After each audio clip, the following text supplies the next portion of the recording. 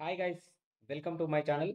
AP EAP సెట్కి సంబంధించినటువంటి విద్యార్థులందరికీ కూడా కంగ్రాచులేషన్స్. మీ పోరాటం ఫలించింది.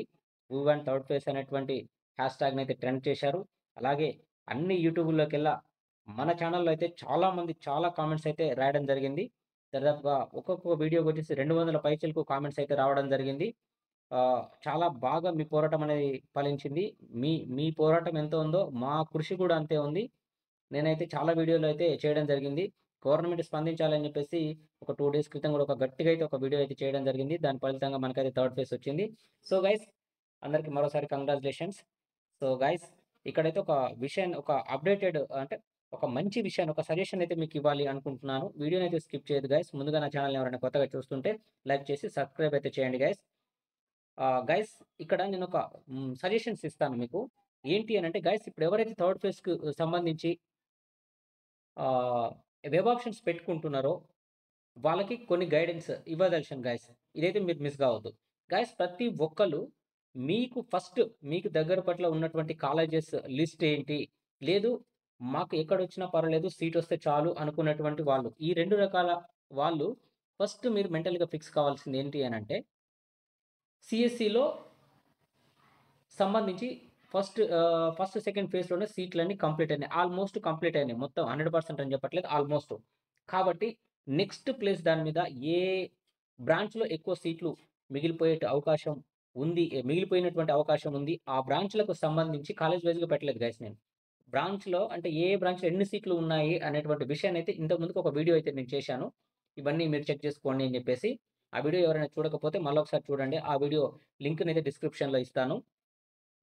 ఆ బ్రాంచ్‌ల వారీగా ఏ బ్రాంచ్‌లో ఎన్ని సీట్లున్నాయి అనేదైతే నేనొక వీడియో అయితే క్లియర్‌గా జేశాను. అది చూడండి మీరు.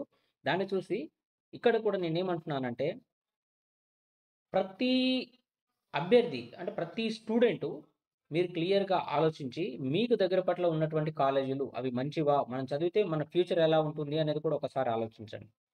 మంచి కాలేజీల్లో మీకు సీఎస్‌సి తప్ప మిగతా బ్రాంచ్‌లు ఏవైతే ఉన్నాయో సీఎస్‌సిలో కూడా పెట్టండి. ఇన్ కేస్ వేకెన్సీ చూపిస్తే పెట్టండి.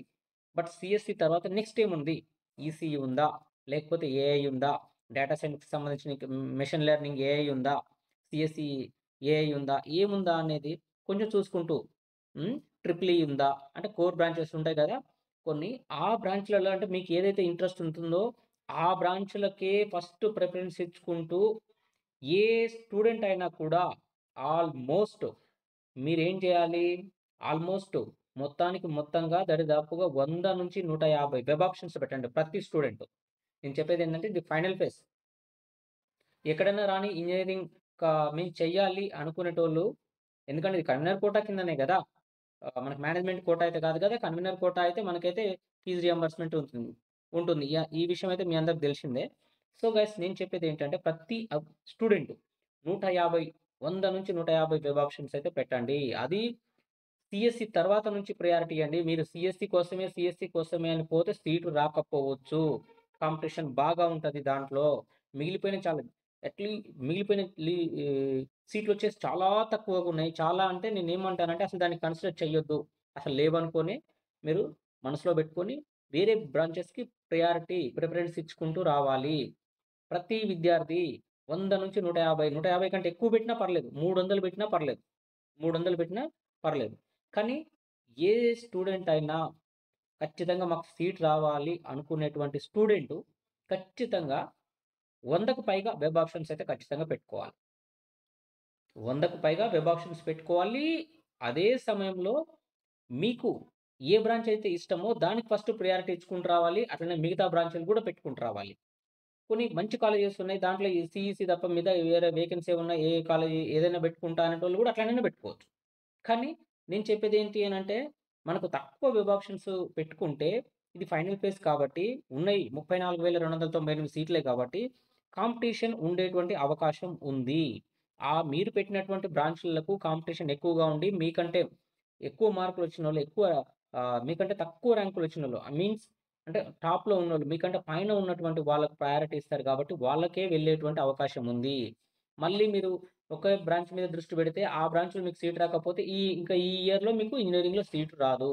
కాబట్టి అలాంటి మిస్టేక్స్ మీరు అస్సలు చేయకుండా, ప్రతి ఒక్క అభ్యర్థి స్టూడెంట్ వచ్చేసి నేను చెప్పినట్టుగానే ఎంత ఎక్కువగా అయితే అంత ఎక్కువగా ఆప్షన్స్ పెట్టుకుంటూ రండి. ఇక్కడ మరొకసారి నేను మీకు ఏ బ్రాంచ్‌లో ఎన్నెన్ని సీట్లున్నాయి అనేటువంటి విషయాన్ని మీ దృష్టికి తీసుకొస్తాను. గైస్ గుర్తుంచుకోండి, యూనివర్సిటీస్‌లలో అంటే గవర్నమెంట్‌కి సంబంధించినటువంటి యూనివర్సిటీల్లో కూడా 1300కు పైగా సీట్లయితే మిగిలిపోయినాయి. ఇది అన్ని బ్రాంచెస్‌లో గైస్, నేను ఈ బ్రాంచ్ అని చెప్పట్లేదు. 1300 నేను యూనివర్సిటీలు చదవాలి అనుకునేటువంటి వాళ్ళుంటారు గదా! గవర్నమెంట్ క్యాంపస్‌లో చదవాలి అనుకున్నటువంటి వాళ్ళుంటారు గదా! వాళ్ళందరి కోసం ఇది చెప్తున్నా, 1300 సీట్లయితే మిగిలిపోయినాయి. ఆ! సో, మీరైతే నేను చెప్పాను కదా! ప్రతి అభ్యర్థి 100కు పైగా వెబ్ ఆప్షన్స్ మాత్రం పెడితేనే మీకు సీటు వచ్చేటువంటి అవకాశం ఉంది. మీరేదో 40, 50, 60 పెడితే మీకు సీటు వచ్చేటువంటి అవకాశం ఉండదు. కాంపిటీషన్ చాలా బాగా ఉంది. కాబట్టి నేను చెప్పిన విషయాన్నయితే మీరు తప్పకుండా ఫాలో కాండి. ఇక్కడ ఏ బ్రాంచ్‌లో ఎన్ని సీట్లు ఉన్నాయనేది మరొకసారి మీకు చెప్తాను. గైస్ చూడండి, రాష్ట్ర వ్యాప్తంగా మొత్తం 180 ఇంజినీరింగ్ కళాశాలలో కన్వీనర్ కోటాలో మొత్తం 91,649 సీట్లు అందుబాటులో ఉండగా, తుది విడత కౌన్సెలింగ్ పూర్తయ్యాక అంటే సెకండ్ ఫేజ్ 80,011 సీట్లు అంటే 87% సీట్లయితే భర్తీ అయ్యాయి. 11,638 సీట్లయితే మిగిలినాయి. ఇదేంటి, ప్రైవేట్ దాంట్లో 11,638 సీట్లయితే మిగిలినాయి. మిగిలిన మొత్తం సీట్లలో కంప్యూటర్ సైన్స్ అనుబంధంగా ఉన్నాయి. 19 బ్రాంచుల్లో చూడండి, సీఎస్‌సికి నేను చెప్తున్నా కదా! సీఎస్‌సికి సంబంధించినటువంటి బ్రాంచ్‌లో రాష్ట్ర వ్యాప్తంగా మొత్తం 19 బ్రాంచులుంటే, ఆ బ్రాంచుల్లో 5,261 సీట్లు మాత్రమే ఉన్నాయంట గైస్, గుర్తుంచుకోండి. సీఎస్‌సికి అనుబంధంగా ఉన్న 19 బ్రాంచుల్లో ఓన్లీ 5,261 సీట్లు మాత్రమే ఉన్నాయంట. చూడండి, సీఎస్‌సి ఎవరైతే పెట్టుకుందాం అనుకుంటున్నారో వాళ్ళకు 5,261 అంటే సీఎస్‌సికి సంబంధించినటువంటి కోర్సులలో 5,261 సీట్లు మాత్రమే దీంట్లో ఉన్నాయి. దాని తర్వాత సీఎస్‌సిలో అత్యధికంగా 30,000 సీట్లుండగా, అందులో ఎంత మిగిలినయి చూసాం గదా! 5,261 అంటే 93% అయితే ఫిల్ అయినాయి గైస్ దాంట్ల, సీఎస్‌సిలో. సో, ఆహ్, 1891 మిగిలిపోయినాయంట. అది సీఎస్‌సి అనుబంధంగా ఉన్న 19 బ్రాంచుల్లో 5,261 సీట్లున్నాయి. సీఎస్‌సిలో సీఎస్‌సిలో అత్యధికంగా అత్యధికంగా 30,678 సీట్లుండగా, 28,737 సీట్లయితే ఫిల్ అయిపోయినాయి. అంటే 94% అనుకోండి. భర్తీ అయినాయి. దాంట్లో పద్ 1891 సీట్లయితే ఉన్నాయి గైస్. సీఎస్‌ఈ ఏఐలో ఆర్టిఫిషియల్ ఇంటెలిజెన్స్, మెషిన్ లెర్నింగ్‌లో 15,189 సీట్లలో 14,167 అయితే ఫిల్ అయింది. అంటే 94, ఇది కూడా 94% ఫిల్ కాగా దీంట్లో ఓన్లీ 1000 సీట్లే ఉన్నాయి. కాబట్టి ఇగో దీన్ని బేస్ చేసుకొని మీరు పెట్టుకోవాలి.